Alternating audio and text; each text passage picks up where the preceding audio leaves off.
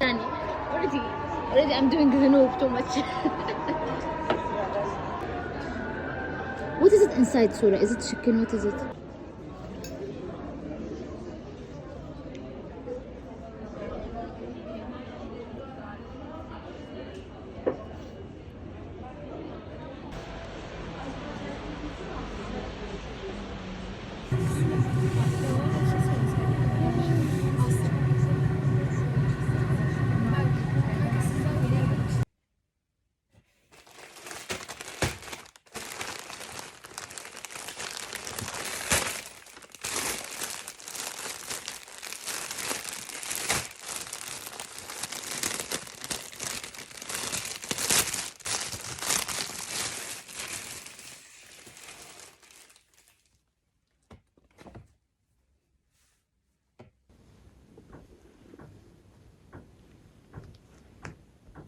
هلو بنات، اليوم بدي أقول لكم على الكتاب اللي بديت أقرأ، اسمه لابرونا للكاتبة وتسا موشفيغ. بتبدي أحداثه في العصور الوسطى. مع الأسف أنا أقرأ كتب من العصور الوسطى لأنه أحسها فترة كانت كلش مظلمة، خصوصا بأوروبا.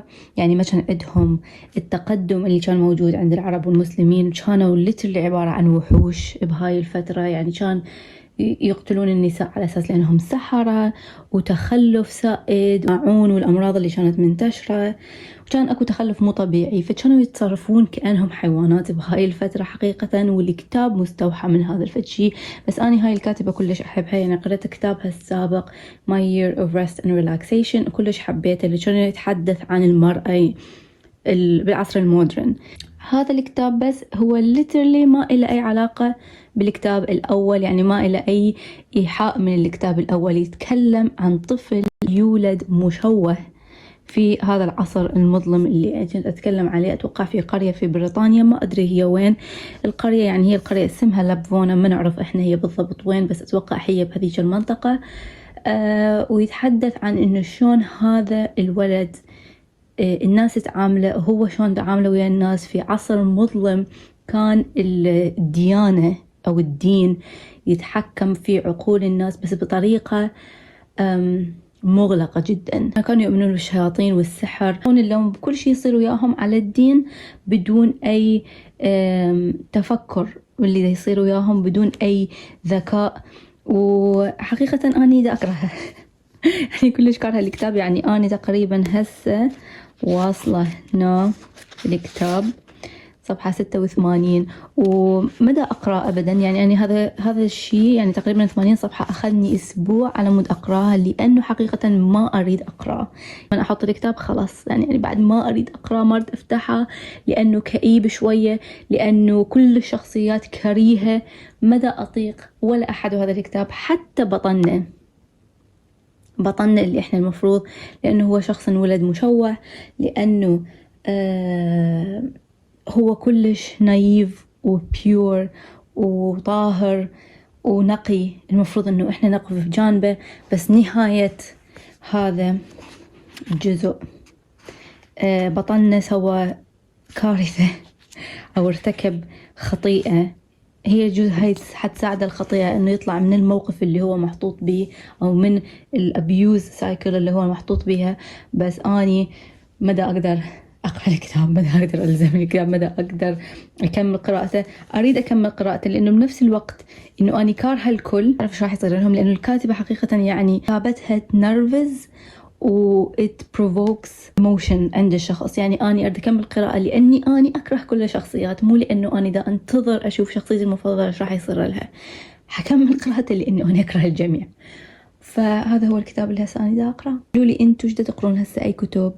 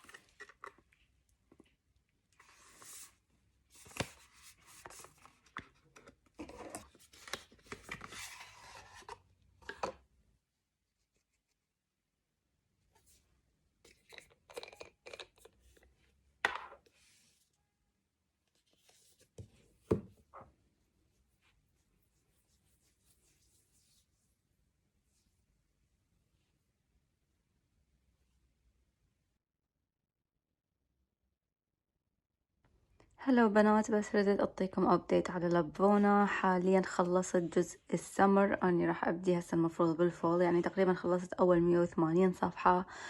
وحقيقة ما أنصح به، بعدني كارهة كل الشخصيات. الكتاب استمر بأنه الشر يفوز مرة ورا مرة ورا مرة، وشخصيات مسكينة ما كانت تستحق أي ما كانت تستحق كل اللي صار بيها، كان يصير بيها مرة ومرة ومرة ومرة.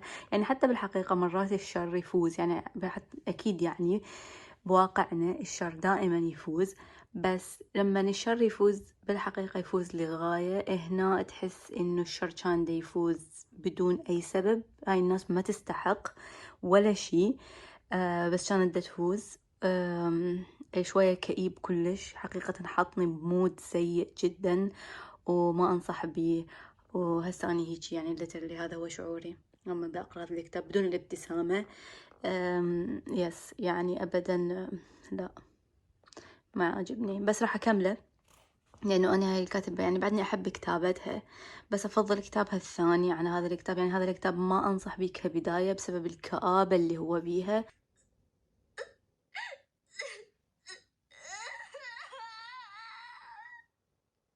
あいつは死にたがってた。気丈に振る舞ってはいたが、いつも俺のケースの前に来ては、ジーナさんみたいに苦しむ人が出ないように、私たちでユニオンを。いいぜ、乗った。その死と意志に心を震わせ、自らを襲ってきた円卓の一員となる。それは自らとアンディを守るためでもあった。円卓の間でのユニオンの面々との開口、リーダージーズ。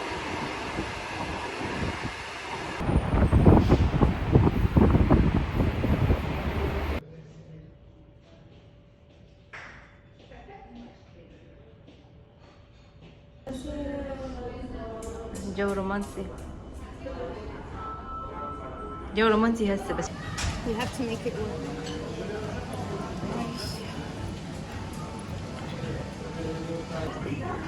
كأنها بيرة يعني.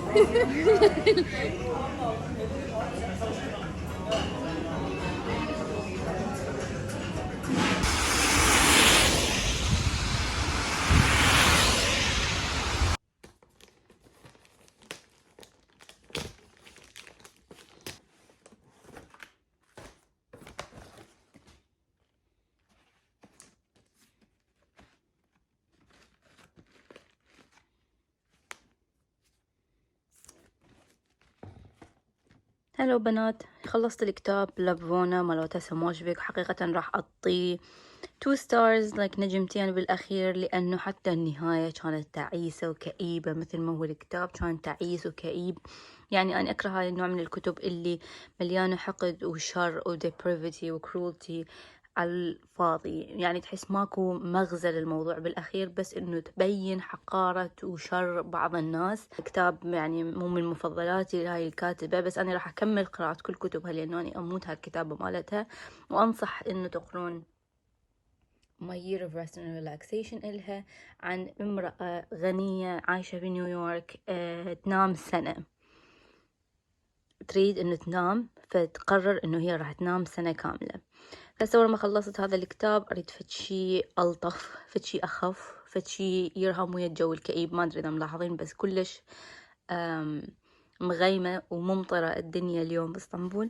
راح أبدي بهذا الكتاب The Library of Shadows by Rachel Moore. It's YA Young Adult، وما أعرف شنو القصة بس حبيت الكفر وشكله رومانس وكيوت وشوية دارك وغوثيك، فراح أقرأ هذا وأقول لكم شنو رأيي بيه.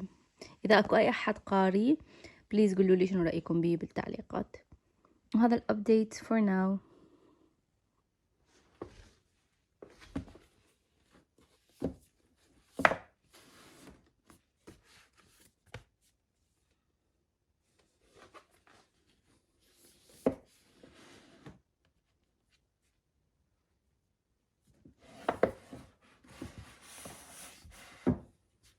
My dreams have always gone beyond the crossing of a pond.